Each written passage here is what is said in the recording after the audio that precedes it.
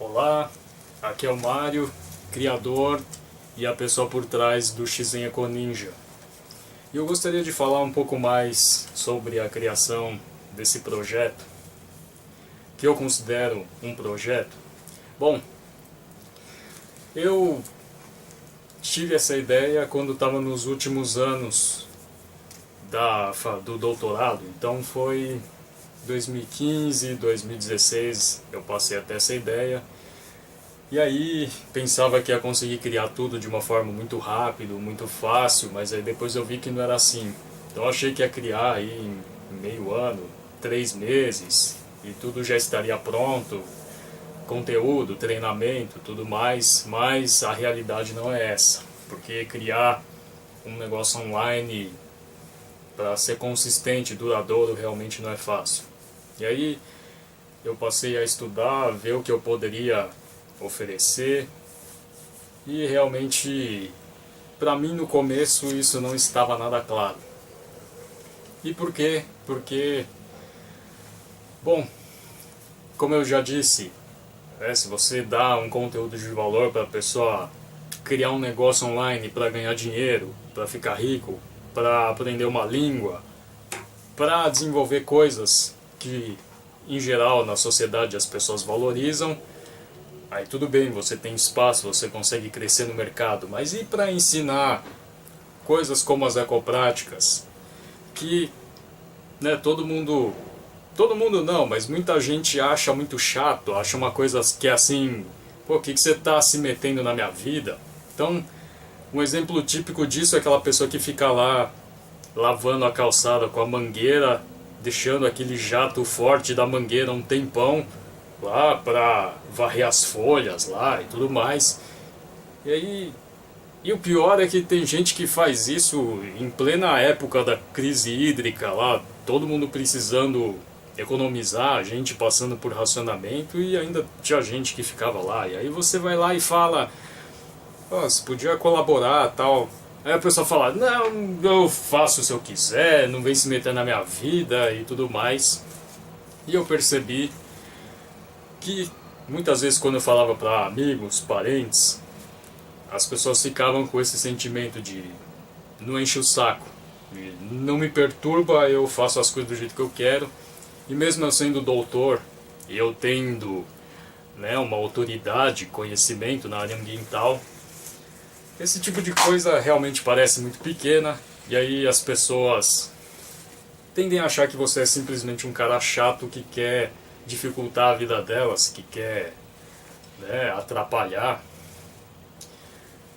Mas realmente essas ecopráticas, tudo isso é muito importante. Se todas as pessoas fizessem, isso teria resultado.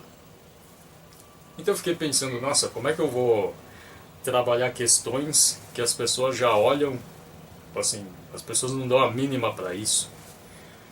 E aí esse foi um motivo a mais também de eu criar o Shizen Eco Ninja, porque eu já não sou mais eu, Mario, falando, parecendo chato. Aí é aquele personagem lá, aí isso já chega por uma outra via, essa informação. E eu comecei a desenvolver todo esse conteúdo, e durante uma época da minha vida eu abandonei porque tive outras prioridades, outras coisas para fazer. Mas aí depois eu tive a ideia de retomar, e bem nessa época, quando eu estava retomando e eu vi que algumas pessoas teriam interesse, aí aconteceu a tragédia de Brumadinho, na verdade aquele crime que aconteceu.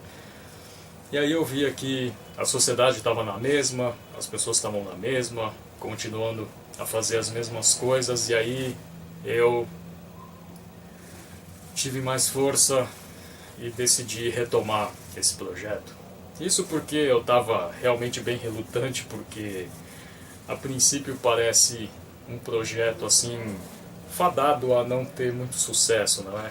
E de fato eu não estou tendo muito sucesso até agora, mas digamos assim, eu ainda vou insistir nisso porque eu vejo que realmente é uma necessidade do Brasil e dos brasileiros, que esse tipo de mensagem, essa mensagem que eu veiculo que isso seja difundido aqui no nosso país, para que se mude uma cultura.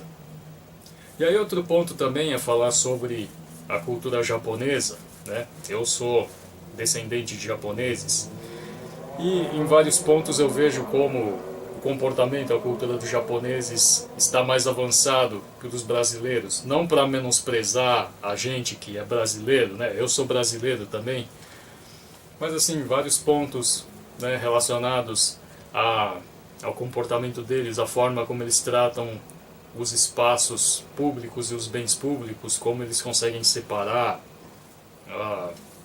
os materiais recicláveis, como eles se preocupam em não sujar os espaços públicos e muitas vezes até recolhem as coisas. Também como eles lidam com as áreas de floresta e as áreas com a água também. Então, tem vários aspectos que a gente poderia, né, se espelhar, se inspirar para seguir esse exemplo, né? Afinal de contas, se alguém está fazendo alguma coisa melhor do que você pode se inspirar nesse exemplo para você melhorar, e é justamente essa a ideia. É claro que os japoneses também não são perfeitos, e em vários pontos eles são, digamos assim, na minha avaliação, são piores do que nós na área ambiental. Isso, né, por exemplo, caça às baleias, pesca excessiva, etc. Aí os japoneses também são bem sem noção.